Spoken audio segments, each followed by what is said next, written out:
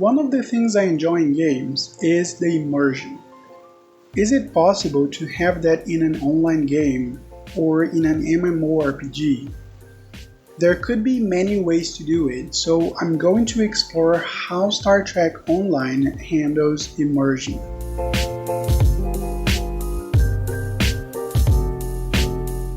MMORPGs are not the first thing people remember when it comes to immersion. When you see hundreds of people running around with cool-looking equipment, huge vehicles, and crazy-looking pets, it's hard to feel like you could actually have an impact on that world. But surprisingly, many of these games have mechanics that create certain aspects of immersion, and one of my favorites is Star Trek Online. Most of these games use the same tool to achieve that, making you the protagonist of the story. But how can you believe that and actually feel like you are an active agent in that universe when you see so many people around doing exactly the same things?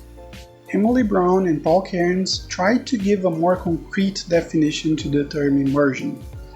They divided it into 3 stages, each with their own barriers that games must break in order to create such immersion. The first and second stages are not very important here, but I'm interested on the third, total immersion. The barriers to total immersion are empathy and atmosphere. Empathy is the growth of attachment, and atmosphere the development of game construction. So that's it, empathy and atmosphere. Star Trek Online has the advantage of being able to use the Star Trek universe, which is a huge one with so much content. It can recreate that familiar atmosphere with the ships, places, sounds, and characters, and make everyone be able to live that old fantasy of being a Starfleet captain. But how can it be believable when every player is the captain of a ship? Well, by the stories and dialogue, you know that every ship carries hundreds of people. So even though every player is a captain, in universe there are countless people who aren't, and that, along with stunning landscapes and superb voice acting, creates a believable atmosphere in the game. Another part of the atmosphere is how your character is not a chosen one who will fix all the problems of the universe.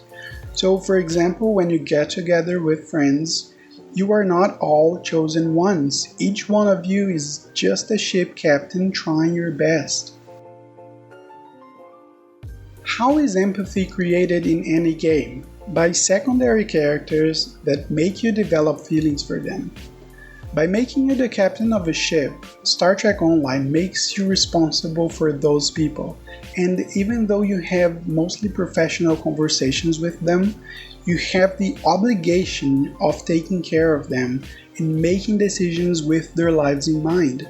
Bringing back Star Trek actors to do voiceover is a good addition to that, but the best moments are with the original characters, like for example Tovan Kev, a character that is by your side the whole game if you play as a Romulan.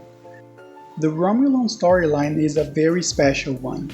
It really creates a personal story that makes you feel the emotional shockwaves of the destruction of Romulus by making you connect with people who were impacted by it. So what exactly am I saying with all this? Star Trek Online is by no means more immersive than a single-player game can be, but it is an example for other online games of how to use empathy and atmosphere to create enduring immersion and make it so that even if just for a moment, you can actually believe you are the protagonist of that story. So yeah, that's it for today. Those are my thoughts. This video was more like a love letter to a game I really love, and I hope you enjoyed it. Stick around for more videos like this and let me know what you think.